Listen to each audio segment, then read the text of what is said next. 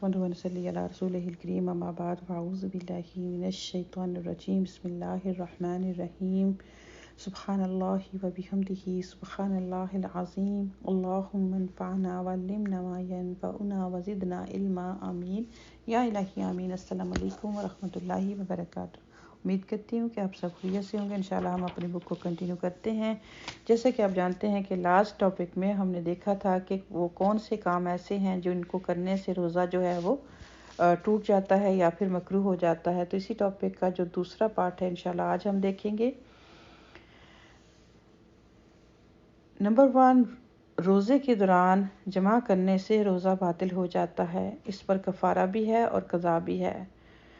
रोज़े का कफ़ारा ये है एक ग़ुलाम आज़ाद करना या फिर 2 माह के मुसलसल रोज़े रखना या फिर 60 मस्कीनों को खाना खिलाना है। यानी कि अगर कोई शख्स रोज़े की हालत में अपनी बीवी के पास चला जाता है तो फिर उसके लिए एक तो ये होगा कि उसको उस रोज़े की क़ज़ा यानी कि उस दिन का उसका रोज़ा ख़त्म, और उसको कफ़ारा क्या देना होगा कि एक ग़ुलाम आज़ाद करना या फिर 2 माह के बग़ैर ब्रेक के रोज़े रखने हैं। अगर ये दोनों काम वो नहीं कर सकता तो फिर क्या है कि वो 60 मस्कीनों को इकट्ठा करे, मुहताजों को, और उनको खाना खिलाए। इसके बारे में हदीस पाक हमें मिलती है कि हज़रत अबू हुरैरा रज़ियल्लाहु ताला अन्हु से रिवायत है कि नबी पाक सल्लल्लाहु अलैहि वसल्लम के पास हम बैठे हुए थे कि एक सहाबी आए और कहने लगे, या रसूलुल्लाह सल्लल्लाहु अलैहि वसल्लम, मैं हलाक हो गया। नबी पाक सल्लल्लाहु अलैहि वसल्लम ने पूछा, क्या बात है? उसने कहा, मैं रोज़े की हालत में बीवी से सोबत कर बैठा हूँ। रसूलुल्लाह सल्लल्लाहु अलैहि वसल्लम ने पूछा, क्या तू एक ग़ुलाम आज़ाद कर सकता है? उसने कहा, नहीं। फिर नबी पाक सल्लल्लाहु अलैहि वसल्लम ने पूछा कि क्या 2 माह के मुसलसल रोज़े रख सकते हो? उसने अर्ज़ किया, नहीं। नबी पाक सल्लल्लाहु अलैहि वसल्लम ने पूछा, क्या 60 मस्कीनों को खाना खिला सकते हो? उसने अर्ज़ किया, नहीं। नबी पाक सल्लल्लाहु अलैहि वसल्लम ने फरमाया, अच्छा बैठ जाओ। नबी करीम सल्लल्लाहु अलैहि वसल्लम थोड़ी देर रुके। अब हम अभी उसी हालत में ही बैठे थे कि नबी पाक सल्लल्लाहु अलैहि वसल्लम की खिदमत में एक खजूरों का अर्क लाया गया, यानी कि अर्क बड़े से टोकरे को कहा जाता है। तो नबी पाक सल्लल्लाहु अलैहि वसल्लम ने फरमाया कि मसला पूछने वाला कहाँ है? उसने कहा, मैं हाज़िर हूँ। नबी करीम सल्लल्लाहु अलैहि वसल्लम ने फरमाया, ये खजूरें ले जा और सदका कर दे। उसने अर्ज़ किया, या रसूलल्लाह सल्लल्लाहु अलैहि वसल्लम, क्या सदका अपने से ज़्यादा मुहताज लोगों को दूँ?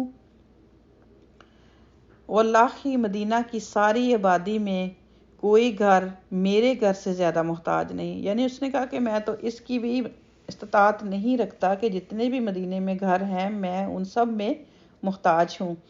तो रसूलुल्लाह सल्लल्लाहु अलैहि वसल्लम मुस्कुरा दिए, यहाँ तक कि नबी करीम सल्लल्लाहु अलैहि वसल्लम की दाढ़ें नज़र आने लगीं। यानी कि नबी पाक सल्लल्लाहु अलैहि वसल्लम उसकी सारी बातों पर खुल के मुस्कुराए और फरमाया, अच्छा जाओ अपने घर वालों को ही खिला दो।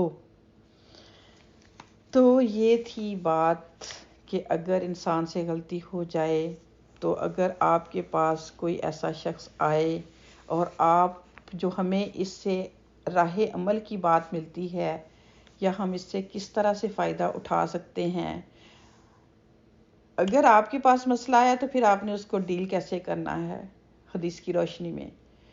हत्तल वसा कोशिश करें कि उसकी परेशानी है, चाहे हमारा भाई है या हमारे फ्रेंड्स में से, तो उनका मसला हल किया जाए और उनकी परेशानी को दूर किया जाए। अगली हदीस से पाक है, हज़रत सईद बिन मुसैब रज़ियल्लाहु ताला अन्हु कहते हैं कि एक दिन नबी करीम सल्लल्लाहु अलैहि वसल्लम के पास आया और कहा, मैंने रमज़ान का रोज़ा तोड़ दिया। नबी करीम सल्लल्लाहु अलैहि वसल्लम ने फरमाया, सदका करो, अल्लाह से माफ़ी मांगो और रोज़े की क़ज़ा अदा करो। इसे इब्न अबी शिबिह ने रवायत किया है। यानी कि इसकी वजाहत कुछ इस तरह से है कि आज भी अगर कोई शख्स ऐसी सूरत हाल से दो चार हो और तीनों कामों में से किसी एक की भी कुदरत ना रखता हो तो उसे हस्बे इस्तात सदका कर देना चाहिए। लेकिन जब तीनों में से किसी एक काम की भी इस्तात हासिल हो जाए तो कफ़ारा अदा करना लाजमी होगा। تو یہ ذہن میں رکھے، جیسے کہ پہلی حدیث ہم نے لمبی حدیث پڑھی جس میں ساری باتوں کو کلیئر کیا گیا کہ اگر اس وقت تو آپ کے پاس یہ نہیں تھا، یعنی کہ 60 مسکینوں کو کھانا کھلانا، لیکن جب یہ چیز آپ کے پاس آ گئی، اللہ تعالیٰ نے آپ کو اس چیز کی استطاعت دی، تو پھر آپ کو اسے یعنی کہ اس کفارے کو لازمی کرنا ہوگا۔ پھر اسی طرح قصدن یعنی کہ ارادہ کر کے قے کرنے سے روزہ ٹوٹ جاتا ہے اور اس پر قضا واجب ہے۔ خود قے آنے سے روزہ نہیں ٹوٹتا۔ یہ بھی اہم مسئلہ ہے کہ سم ٹائم جیسے کہ ایک تھوڑی سی فیلنگ ہوئی تو مزید زور لگایا تو وامٹ کر دی، قے کر دی، اس سے پھر روزہ نہیں ٹوٹے گا، اس سے پھر روزہ جو ہے وہ ٹوٹ جائے گا۔ اس کا حل پھر یہ ہوگا کہ آپ کو اس دن کے روزے کی قضا دینی پڑے گی۔ ہاں اگر خود بخود آپ کو وامٹ ہو جائے تو آپ کلی کریں، یعنی ہوتا ہے نا کہ سم ٹائم کسی بھی وجہ سے طبیعت بوجھل ہو گئی سحری کے بعد یا دن کے کسی بھی حصے میں، تو آپ اس کے بارے میں بھی بہت ساری مسکانسیپٹ ہوتا ہے کہ جی اب وامٹ ہو گئی ہے تو اب روزہ ختم ہو گیا ہے۔ اس دونوں میں فرق ہے۔ اگر تو قصدن یعنی کہ ارادتاً ہوا ہے تو پھر روزہ جو ہے وہ ٹوٹ جائے گا، لیکن ایک بیماری کے تحت کسی بھی وجہ سے اگر کیا ہوئی ہے یا وامٹ ہوئی ہے یا الٹی کی ہے آپ نے، ٹھیک ہے، جو بھی کسی کو ورڈ سمجھ آئے، تو پھر آپ کا روزہ برقرار رہے گا۔ آپ کلی کر کے آرام سے ریلیکس کریں اور روزے کو کنٹینیو کریں۔ پھر اسی طرح اگلی حدیث پاک ہے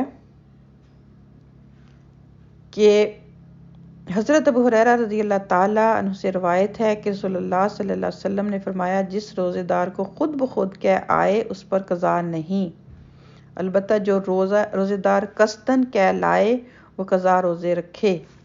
یعنی کہ کچھ لوگوں کو عادت ہوتی ہے کہ ایسا خود بخود سے تھوڑی سی وضاحت کروں گی کہ آپ کو پتہ ہے کہ کچھ چیزیں ہیں جو اگر آپ کو دیکھنے سے آپ مطلب اس مصیبت میں آ جاتے ہیں، آپ کو اس طرح کا معاملہ ہو جاتا ہے، ایسی گندگی یا پھر ایسی جگہ یا پھر سم ٹائم جیسے مسواک کی بات ہم نے پہلے کی، تو ان سے اگر آپ کو لگتا ہے تو آپ ان کاموں سے ان چیزوں سے پھر پرہیز کریں اپنی روزے کی حالت میں۔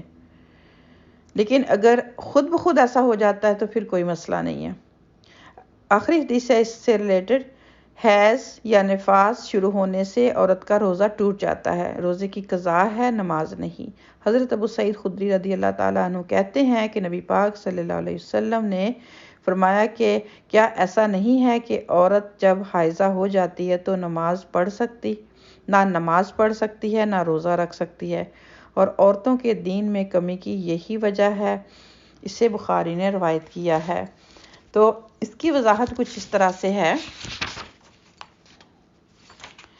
کہ جیسے ہم اس کو پہلے پڑھ چکے ہیں، سمجھ چکے ہیں کہ جب عورت حائضہ ہو جائے، پہلا پوائنٹ جو کہ ہماری بہنوں کے لیے خاص ہے، جو کہ کلیئر ہونا چاہیے کہ بے شک 15 منٹ یا 30 منٹ بھی رہتے ہیں روزہ کھلنے میں، اگر آپ کو حیض آ گئے ہیں تو پھر آپ کا روزہ نہیں ہوگا۔